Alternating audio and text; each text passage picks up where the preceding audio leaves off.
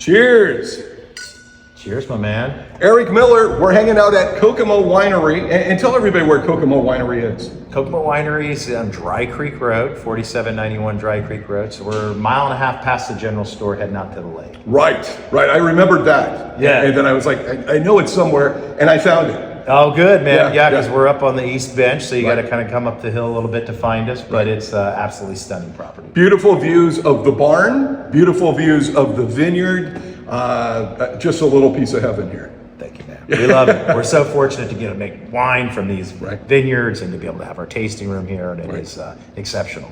Now, I understand there was an old song called Indiana Wants Me or something. Yeah, or back home in Indiana, we got a bunch of Indiana songs. Yeah, there was actually some Kokomo songs that weren't just the Beach Boys back in the day from Bing Crosby and some others. Right. Yeah. But you're an Indiana guy who fell in love with Sonoma County, right? Yeah, happened to be born and raised in Indiana, so you really can't change that, Right. and love where I'm from, Right. So really after moving here and starting the winery, I was like, I think I want to get a little nod to where I was born and raised that's at, great. and Yeah. it's a name that people remember. Right. So Yeah. so I went with Kokomo. Kokomo's a great name. I unfortunately thought of the Beach Boys song when that's okay. I thought of the name, but People do. Yeah, and you also have made a wine from your alma mater, Purdue. That's right. Yeah, we do the Boilermaker blend, and I do a little work with Purdue. They've been very supportive, so that's. Oh, that's very cool. Yeah. Very cool. So you're a Boilermaker. Right? I'm a Boilermaker.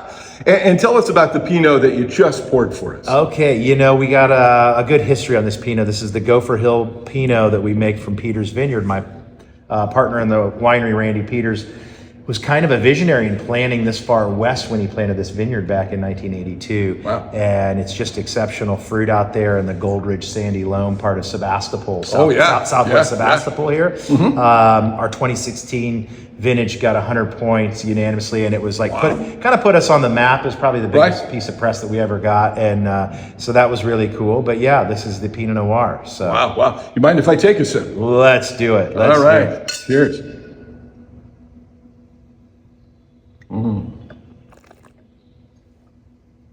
Oh, that is terrific. Yeah, we want that nice tension to the wine, and where it's got the thing about Pinot, you want that nice acidity to it. Right. You want the nice red fruit, but you want the acidity, and you want always thinking about food wine. Yeah, the tannins too. Yeah, a little bit. Yeah. Pinot's not known for tannins, but there's certainly some tannins on this vintage, and it's got some good. We use a little whole cluster. Okay. And so you get a little stem tannin as well. Yeah. So yeah, just a beautiful food wine here. Yeah, I just like the way it came in, and then it came in again. It was like two banger, right? Okay. Can we say that? There we go. Two banger, and a long finish. Yeah, and that's exactly what it is. And Yeah. it's a beautiful texture. If we can show that up there, and see the texture of the Pinot. And how many varietals do you make, Erik? I made, I think, 16, 17 varietals for Kokomo last year. So Wow. yeah, we like to explore. We have a big wine club. Our wine club likes the variety. Some of those lots are small little 6-barrel lots that I'll do of cool 100-year-old Carignan or some Barbera or just some fun things like that are unique and different. A lot of times will be the first time that people have tried these more obscure varietals. Sure. Yeah, we planted Malbec here in the early 2000s, and I've been making that ever since. And I remember when we first started making it, people were like, doesn't that come from Argentina? I'm like, nah, they do it there too. But so we have fun with making a lot of different wines. Now, how important is it as a winemaker to go, I know how to make this, but hey, I want to push the envelope and try to make this because I really became a fan of it on my visit to Europe or what have you. So is there a little bit of predictability, but also newness? You want to make sure that you ferment them all uniquely different. We use native yeast on everything, so everything's got its own native yeast there, but how we would ferment it as opposed to punch down or pump over, the size of fermenter, and certainly the oak, or if any new oak that we put in on it, that's going to make a big difference as to varietal to varietal. And we always go, as you said, to the old world, to Europe there, and kind of look at those classic Sure. Indentations or representations of those wines, and how are they doing it, how long do they put it in barrel. And it's always good to kind of use the work that's been done for you from these monks for 1,000 years, right? And so you see what they're doing or taste what they're doing and go, but I'm going to do this, I'm going to put my own twist well on this, our right? own twist a lot of times is where the grapes are grown. For instance, I make Sangiovese from my neighbor Ray Teldeschi. Beautiful vineyard. It's on a hillside, so kind of so the climate could be the twist versus in the soil and right. what we call terroir. Okay. Absolutely is always going to be a twist and a unique thing that's unique and individual to us. In those particular blocks they're grown. It's always important to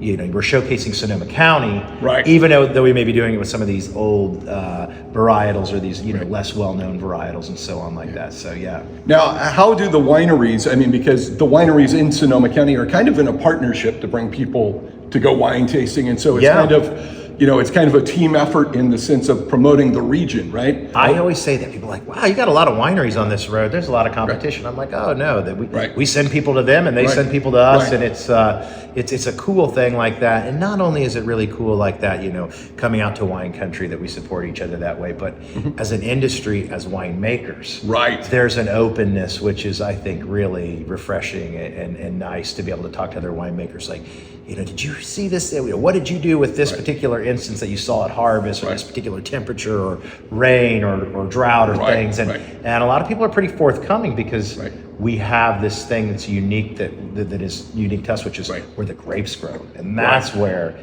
we take so personal, and that's what's the most unique thing. Not the type of wood we use, not the type of fermentations that we do, but actually like the terroir, the soil type that we have, our exact proximity to the coast, and some of those things. So the fog, the wind, plant. I mean, we own grapes, Dry Creek Valley has its own unique characteristics, but the west side's completely different than the east side with the sun exposure. And then when you get down by Rock Pile, you're a bit warmer than you are down from the beginning of the valley. So pretty unique. A lot of factors. So now, if I want to visit Kokomo Winery, how do I do that? You drive up here and you come visit us. So we're right off of Healdsburg, Dry Creek Road. And we love to have visitors up here. We're open 7 days a week. And that's the best way. Our wines are in restaurants and we have some different placements and stuff. But a lot of it is in fact having people come through the front door. And like yourself coming in and seeing our place, we encourage people to, because we think that it gives a lot of our personality and who we are when you come see our spot here. Right, exactly. And you can find them on Facebook and Instagram, Kokomo Winery. That's how I found them. And I want to thank Sonoma County Vintners for providing the opportunity for us to meet Erik Miller and have him on our wine segment. It's Rex on the Road. We're having more wine fun in Sonoma County.